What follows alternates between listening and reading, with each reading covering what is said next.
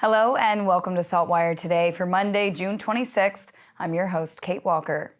The United Way has raised $1.3 million to help communities affected by the recent wildfires.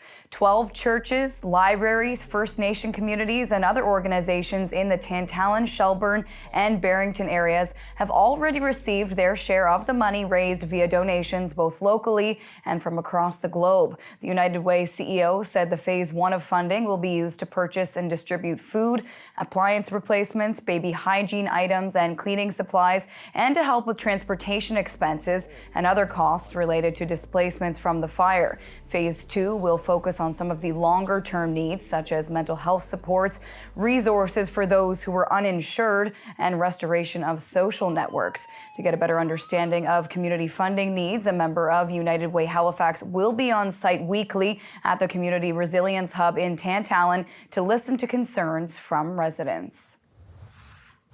A 70-year-old man is dead after being struck by a vehicle in Dartmouth on Saturday night. Just before 11:30, police were called to a pedestrian vehicle collision in the area of Main and Heartland Streets in Dartmouth. The 70-year-old pedestrian was taken to hospital, and yesterday it was confirmed that he later died.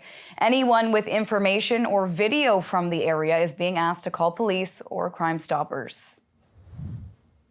After 5 months of negotiations, Doctors Nova Scotia and the provincial government have reached tentative agreements on new 4-year contracts. Doctors will vote on the tentative agreements between July 7th and July 20th. Details about the contracts will be released after the agreements are ratified. The results will be announced on July 20th. Dr. Colin O'Dane, Doctors Nova Scotia president, said the association has reached the best deals possible for the province's physicians while ensuring the best care for Nova Scotians. The agreements will affect more than 3,400 doctors. If ratified, the contracts will replace the 2019 agreements, which expired on March 31st.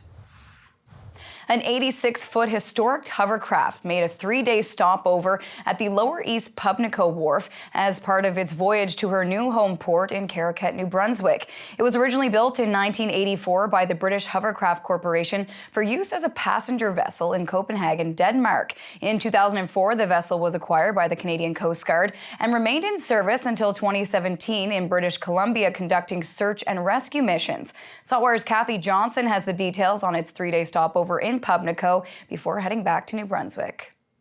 It's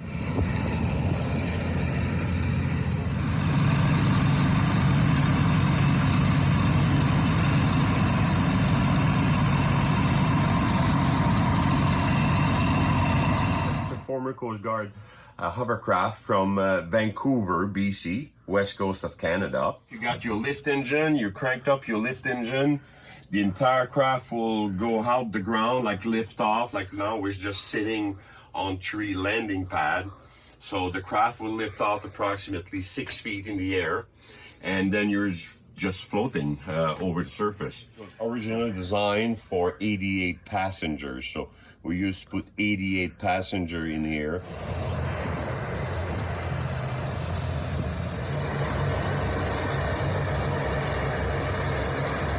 Mainly we do marine jobs, underwater inspection, wharf reconstruction, boat ramp construction.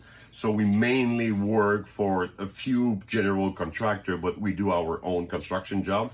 And we work for Public Works of Canada and DOT, Department of Transportation in New Brunswick, and Department of Fisheries, DFO.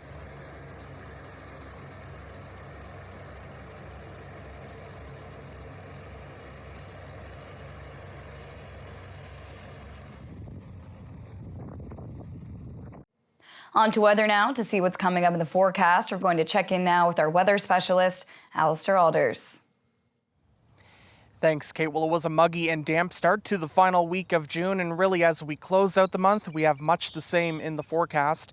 This evening we'll have showers, drizzle, and fog with the temperature near 13 degrees and waking up to more showers, drizzle, and fog on Tuesday morning. We'll rise up to 17 degrees, and into the afternoon, you guessed it, showers, fog, drizzle, and a high of 19 degrees. This is all thanks to a blocking pattern that really has a trough of low pressure stuck to our west, but is also drawing in a very tropical-like air mass from the south. And this will continue for the rest of the week. So we have showers and drizzle in the forecast right through Friday. And then for the Canada Day long weekend, also looking at chances of showers and drizzle.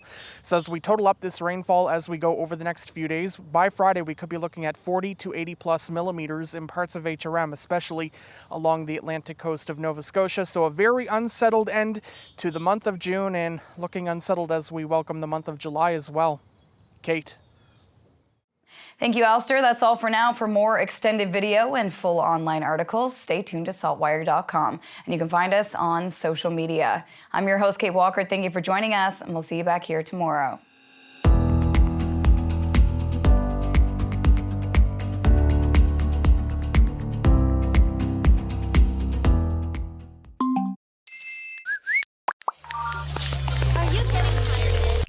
Turn off the noise. Tune in to what matters. What matters is information you can trust. What matters is the news you can use to make life's big decisions. Informed healthcare choices, casting the smart vote, or opening that business. What matters is understanding the world around you. Let SaltWire connect you to what matters with unlimited access to the information you need for only $20 for the first year. Become a member today.